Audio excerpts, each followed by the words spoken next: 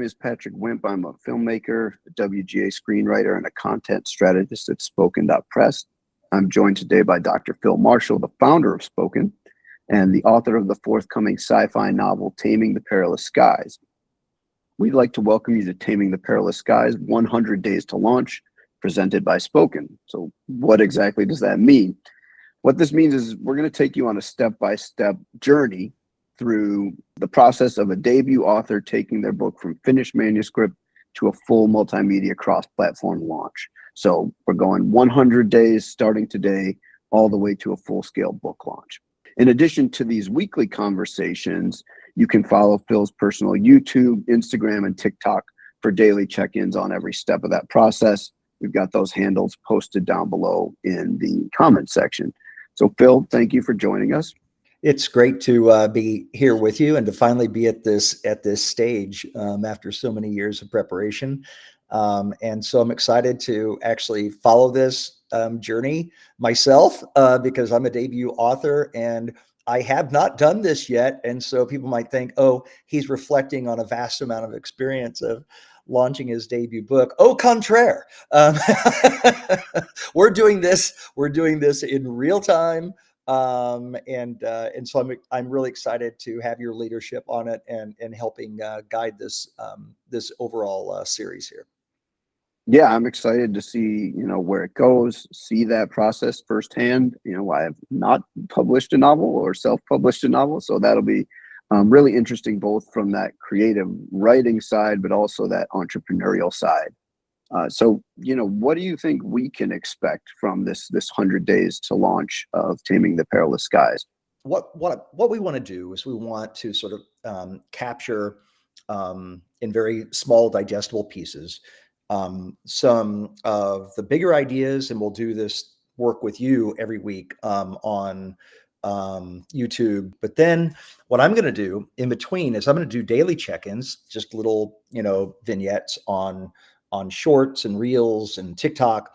And that'll basically daily take a little topic, something I've learned, something I'm curious about, something I've worried about, and we'll cover 100 different tiny little topics. But it'll all be within the theme. And so with your leadership in the interview portion of the docuseries here, 100 Taming the Perilous Skies, 100 days until launch. Boy, I like that. We're gonna have to put some fantastic trailer around that. I know you're gonna do that anyway.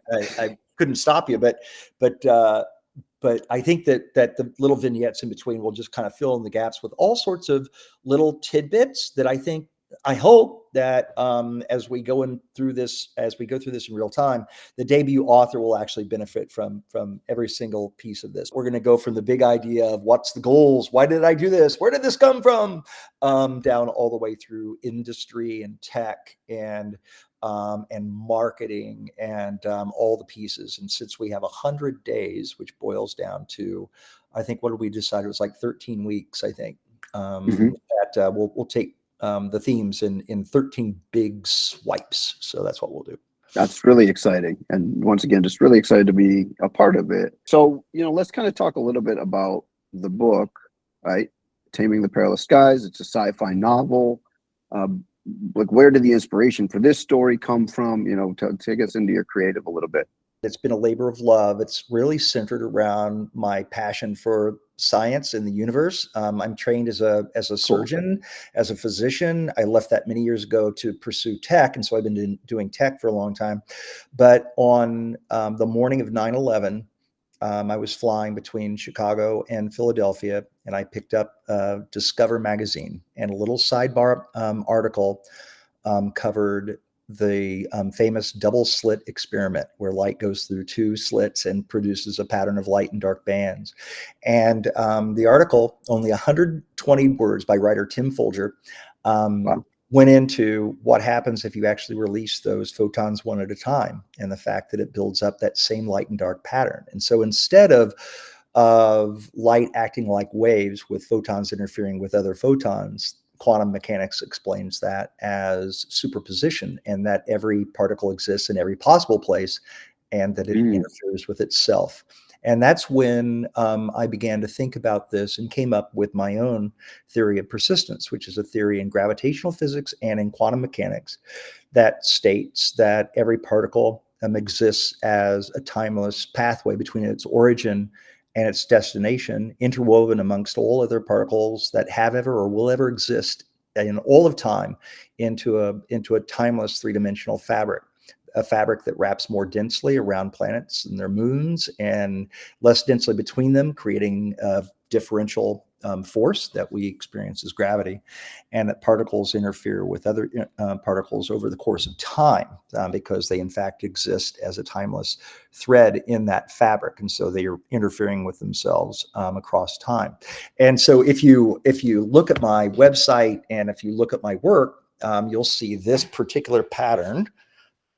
Let me get positioned here. You see Okay. that? Up on the window? Yeah, exactly. Oh, yeah. Wow. So that actually has threads in the fabric wrapping around a planet and its moon. And that's my personal logo. That's pretty amazing. And because everybody should have a personal logo. And I have one. And so when I say that the origin of Taming the Perilous Skies is different, that's what I'm talking about. So this notion of this idea of a timelessness, of interconnectedness, it has big implications, not just scientifically, not just in how we think about gravity, but philosophically and even spiritually. Everything that ever was or ever will be intertwined in one timeless connectedness, and so if that has an intentionality, if it has some sort of consciousness, then that would be, in fact, that would be God. And Sure. and so that's a big topic I tease apart in my work. And yet, when it comes to physics, I'm not a physics professor. I don't have a lab. I don't have any credibility in that space. And so I knew since 2001, that morning when I landed, between when the first tower was hit and the second tower was hit, and I landed in Philadelphia on that morning, I knew that the way to bring this to life would be through an interesting story or series of stories. And that was only 24 years ago.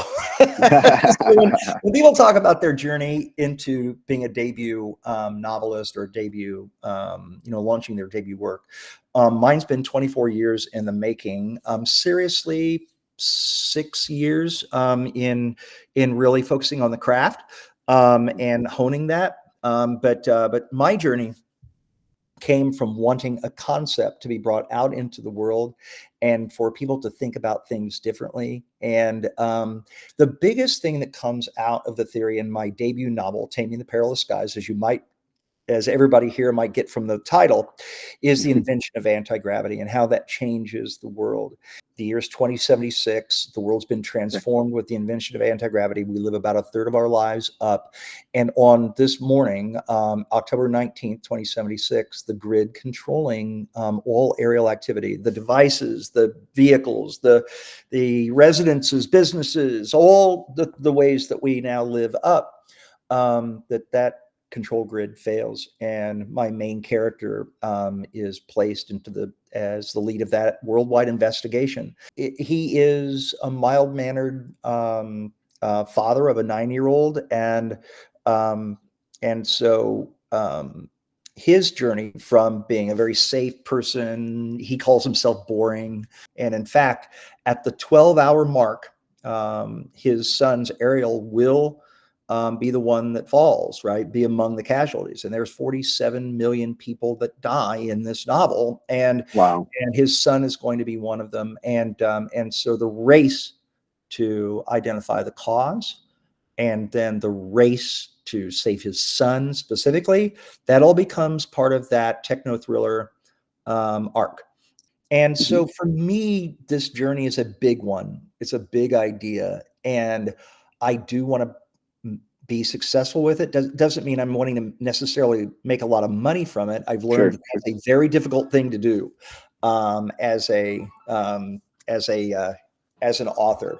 And so being able to quit your day job and being able to do this, I had to start another job, which you're fully familiar with in Spoken. So so I'm sorry to keep going on, and I hope that's No, no. interesting here. But as we go through this, that's the backdrop to where I'm like, I want to maximize the success. I'm looking at where it can fit from a genre perspective in the marketing, and I've talked too much, so please jump in there. No, I think that's all fascinating. I'm a big fan of the kind of thinking person sci-fi, which it feels like it checks that box based on kind of the deep science you're bringing into it. So I think that sounds really exciting. And you touched on also this kind of haven't yet been able to quit all the day jobs aspect. And I have obviously came to know you as an entrepreneur. You were a doctor, you went into tech, so you seem to be a very entrepreneurial guy.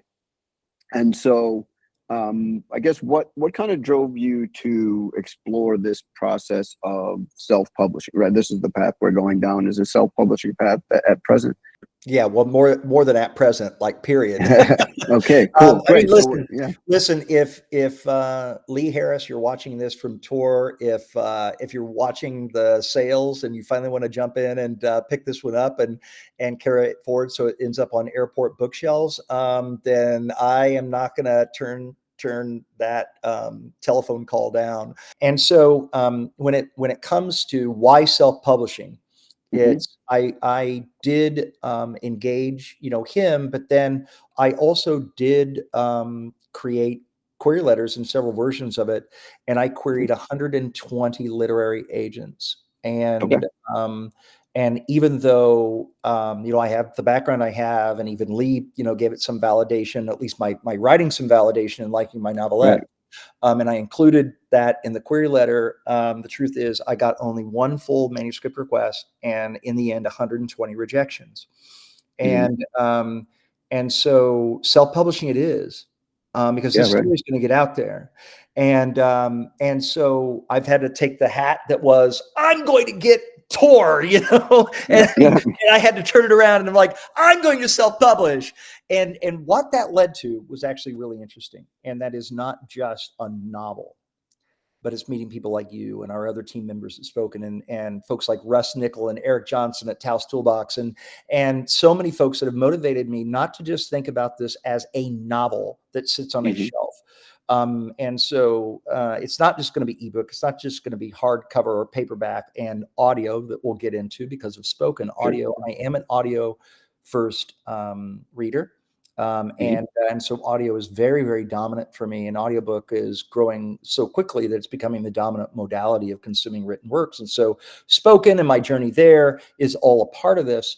But I'm thinking about it even broader than any of that. And that is to actually create an experience around this interactive experience, but also being able to enjoy the serial, clip by clip, cut by cut, scene by scene experience of what this would mean from a film perspective, Sure. from a motion picture perspective, but doing it in a way that is also in the self-publishing vein. And so you and I and the rest of the team will follow that part of the story Mm-hmm. as well, where we're hitting every one of the multimedia aspects of bringing a story to life. So when we think about Taming the Perilous Skies, 100 days to launch, it's launching a story, Mm-hmm. and it's a debut story, not just a novel. And so that was my journey, is hoping for trad pub and ending gloriously with self pub, but it's turning out to be such a much bigger opportunity that I hope that multimedia and even that motion picture, right, that film series route Mm-hmm.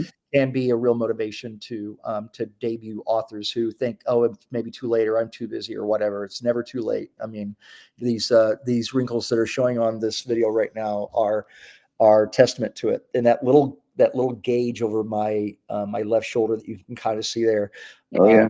used to measure conversations that happened in my conversational AI company, and now it shows my age, and it shows that I need to get my shit together and get some stuff done. So that's part of what you're helping me through here, Patrick. Well, I think we all could use a little of that, no matter how old we are, for sure. So, you talked about, it's challenging to make a lot of money off of creative fiction, especially, debut novel, self-publishing. But it also sounds like you have a pretty I don't know, reasonable kind of judgment of those, your expectations for success. So like, what are some of the benchmarks or goals you have for this process, other than just kind of, this exploration out here in the web, but like, what's a measure of success for you for the launch? Yeah, so it's interesting. I think, what you could do there is like, just put a little spreadsheet together and you could think, oh, ebook sales, paperback sales, audio, streaming. Mhm. But for me, it's a broader perspective of just story getting out there and growth in in that permeation, in that process of getting Mhm. the story out there. And so how do you see growth? How do you know that more and more people are being touched by the work that you've created? And so are there specific benchmarks? Like, I want to get 1,000 downloads. Well, okay, that's actually good. So and you'll see as we get through the pace of the overall arc of the series here, that we're going to be talking about marketing, and getting 1,000 downloads of the ebook is definitely one of those sort of thresholds. I want to share a Mhm. little story with you, though. So there's a Sure. poem that I invoke in chapter 25 of Taming the Perilous Skies, and it's called "To the Words," and it's by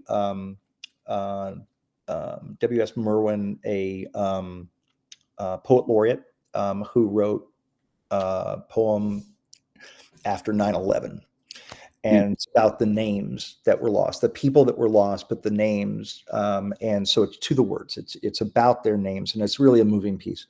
And so I recently went and secured the rights to be able to use that. And they asked, well, how many units are you going to sell? Like, how many print units? I'm like, it's print on demand. Like I and they said, well, how many ebooks? How many print books? How many hardcover? How many paperback? How many audio? I'm like, audio, we're streaming that for free. Serially on top of that. So it's like and so if I were to put a threshold, say 1,000, 5,000, 500, 10,000 units, if I don't hit that, am I disappointed? Am I sad? I don't think so, because what I'm looking for is not velocity. I'm looking Mhm. for acceleration. Those are two different things, right? Sure, One of them sure. has an exponent squared, right? And so I'm looking for rate of growth. And you know what? If 10 people are moved by my work, then I think that's awesome. If there's 100, awesome. If there's 1,000, awesome. If there's 100,000, like, really super awesome. Okay, fine. Like, really super. And I'm going to be building interactive aspects of this as well, because I'm an AI entrepreneur. I want to Mhm. build ways that people can interact with this world and experience it, ask questions of it, and then experience the film of it. And with the tools that we have now, let's do it all. Let's just do it. Taming the Perilous Skies. I guess the short answer is that this is gonna cover it all, and we can do it. And yeah. You just brought up AI, and we obviously came together through an AI platform, Spoken. It's a cutting edge AI driven audiobook platform that you founded, and is rapidly kind of gaining traction and helping indie authors out there. And you also mentioned that you're an audio first reader.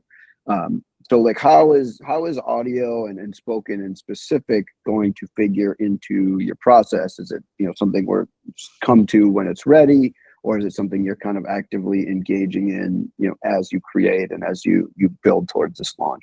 Yeah, so extremely important, and that's the reason that Spoken is with me on this docuseries, and you guys are so involved, is because audio is so top of mind.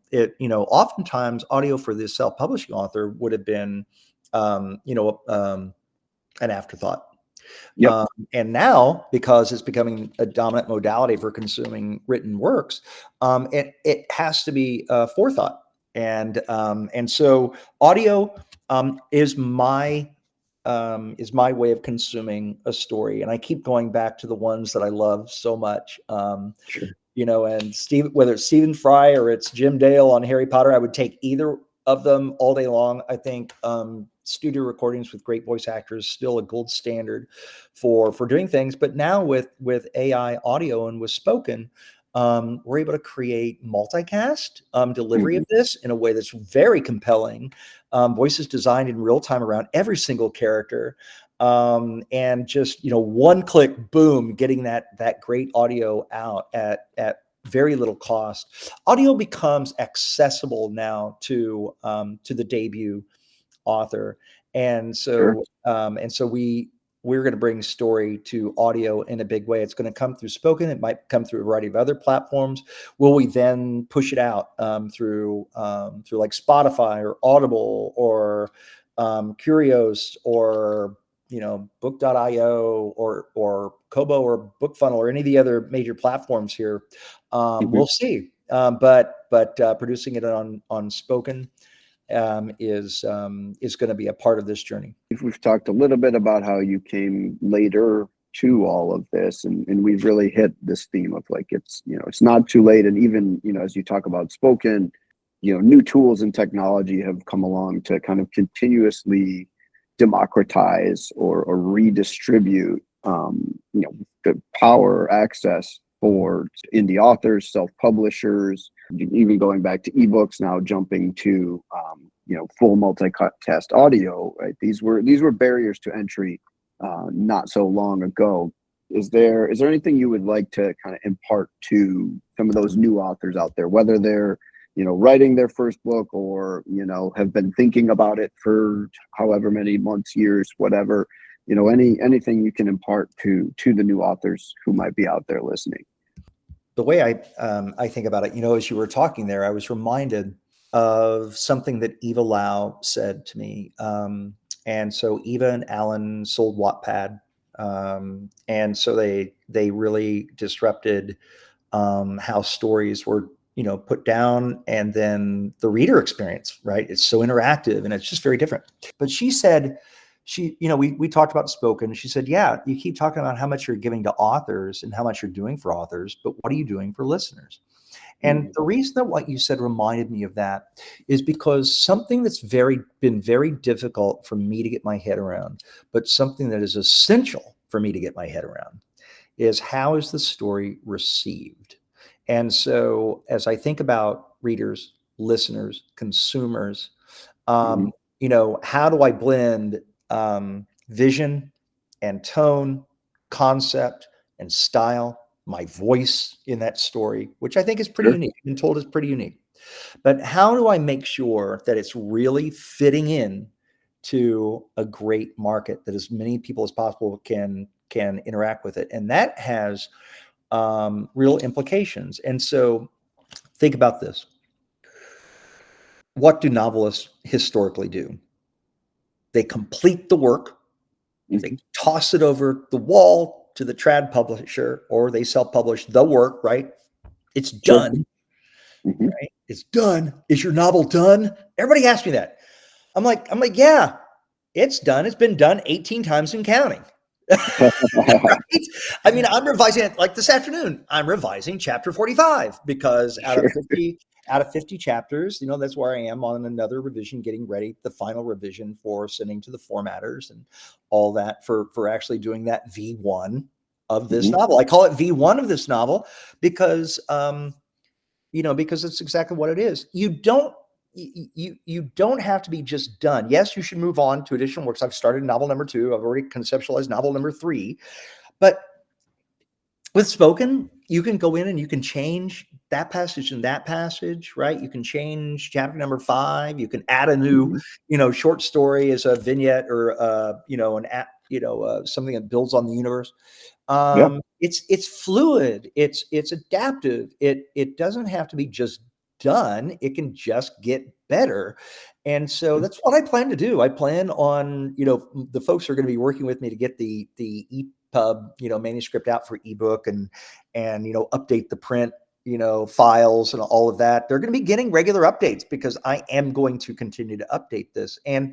And so making the process fluid for the purpose of making sure that you're optimizing it for what you learn from that reading audience, that listening audience. Mhm. Uh, I think is really the biggest change here, from going from a static once and done process to a fluid, adaptive process, I think is one of the biggest things that technology allows us to do. And that's what I'm looking forward to exploring here. So in this series, we're going to do all that. It's multimedia, so it's multimodal and bringing the story to life. It's adaptive and fluid. It's taking your best shot initially, but then being able to improve it overall. Not just your marketing of it, not just changing your ads for that one static thing that you put out there, but actually changing the thing itself. And I think that's one of the biggest changes that we're going to explore here in Taming the Perilous Skies, 100 Days to Launch. Yeah, I mean, the idea of, the story in its many forms as a living document, right? A living kind of creative entity is really fascinating, and I really can't wait to see where it goes. Speaking of where it goes, any sneak peek for next week, what people might expect, or in the coming days if we check you out on your daily? Yeah, so on the dailies, we're going to stay at high level. Like, what are the goals? Like, what am I after? What was my motivation? Being true to self. Being true to self. Like what is it that you're after? What are you hearing from others that you want to appease? Or maybe it's just all about you and what you need to do, because you have to be, in the end, you have to be happy with your own story. So that's what we're going to be covering this week, is we're going to stay with this high level theme. And then next week, next Wednesday at this time, Patrick, we will go into craft. We will go into genre. We will go into what is that market for what you're after? Is it good enough? And so what we're going to do is we're going to identify some great people to join us every week, and dig into that particular topic. And so we'll advertise with this and with all the other ones what those sequence of topics are. But the 100 days ends on September 12th. That's launch day. It will be 24 years and a day from when I came up with persistence. So there you go. That'll be Incredible. good. Between here and there is Worldcon in Seattle. That's going to be a great benchmark. That's going to be with 1 month left to go before the launch. And so pre-sales is what we'll launch there at Worldcon. And so what we're going to do is we're going to just march along this journey with a pretty structured approach. And I appreciate, Patrick, you helping to guide us all on this journey. I think it'll be a lot of fun. Yeah, and I appreciate you sharing the time. I appreciate, those of you out there for checking in, and stay tuned. We'll be back next week.